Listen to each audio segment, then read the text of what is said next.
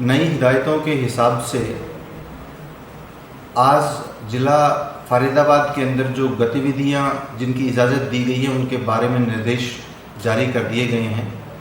मैं ये बताना चाहूँगा कि शॉप्स और कमर्शियल इस्टेब्लिशमेंट्स वो बिल्कुल उसी तरह से खुलेंगे जैसा कि पहले के आदेशों में खुले हुए थे।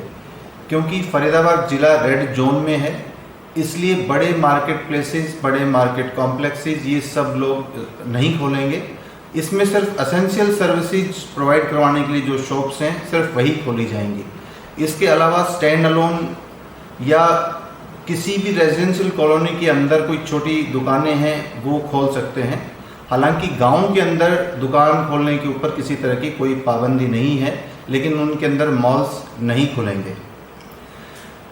इसके अलावा क्योंकि इंडस्ट्रीज़ के चलाने की इजाज़त दी गई है, एग्रीकल्चर इम्प्लीमेंट से संबंधित, इंडस्ट्रीज़ को माल सप्लाई करने से संबंधित जो दुकानें होंगी उनको भी खोलने की इजाज़त दी गई है।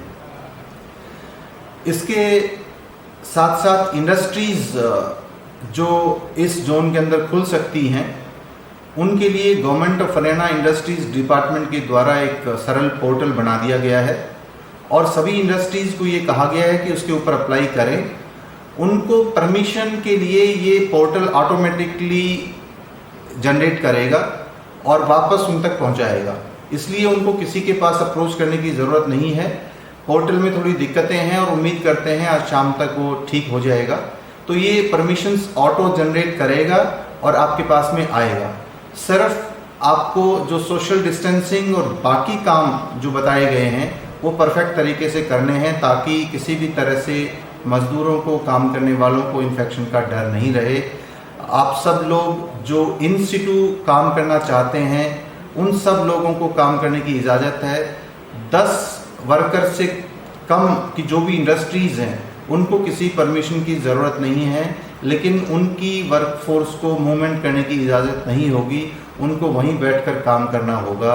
आप सब लोगों को अगर इस बारे में किसी तरह की कोई कन्फ्यूज़न है या कोई सलाह चाहिए तो डिस्ट्रिक्ट इंडस्ट्रियल सेंटर फरीदाबाद के अधिकारियों से आप इस बारे में संपर्क कर सकते हैं।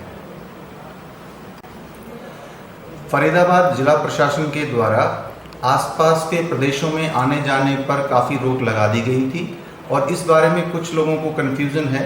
उस बारे में मैं स्पष्ट करना चाहूँगा कि वो रोक टोक आज भी जारी हैं और सिर्फ वही लोग जिनको इजाज़त दी गई है दिल्ली में या नोएडा में या आसपास के प्रदेशों में जा सकते हैं, बाकी लोगों को जाने की इजाज़त नहीं है। इसके अलावा हरियाणा सरकार के द्वारा उन व्यक्तियों को जो इस लॉकडाउन की वजह से फरीदाबाद में या अन्य ज़िलों के अंदर फंस गए हैं उनके लिए एक ई पोर्टल का प्रबंध किया गया है। ऐसे व्यक्ति उस ई पोर्टल के ऊपर अप्लाई कर दें और उनको जाने के प्रबंध सरकार के द्वारा किए जाएंगे।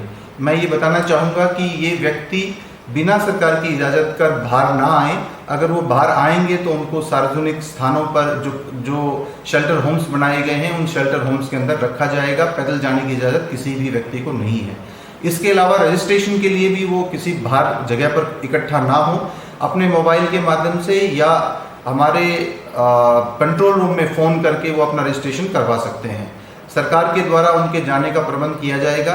हालांकि मैं ये बताना चाहूँगा कि जिस भी प्रदेश में आप जा रहे हैं उस प्रदेश के अंदर 21 दिनों तक आपको सार्वजनिक स्थानों पर रखा जाएगा, अलग थलग रखा जाएगा। उसके बाद आपको घर जाने की इजाज़त होगी। तो आप सरकार के द्वारा जो सहूलियत बनाई गई है और जो सिस्टम बनाया गया है उसको फॉलो करें। सरकार आपको सुविधाजनक ढंग से अपने घर तक पहुंचाएगी, उससे पहले आप बाहर नहीं आए।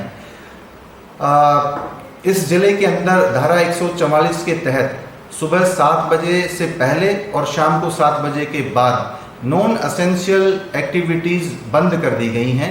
इसलिए 7 बजे से लेकर शाम 7 बजे तक ही वो व्यक्ति बाहर आ सकते हैं, उसके बाद उनको अपने घरों के अंदर रहना पड़ेगा।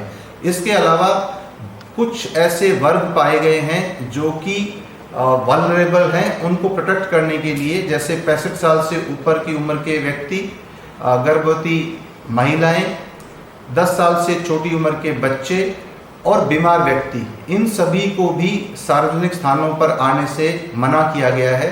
वो अपने घरों के अंदर ही रहें, बाहर नहीं आएं।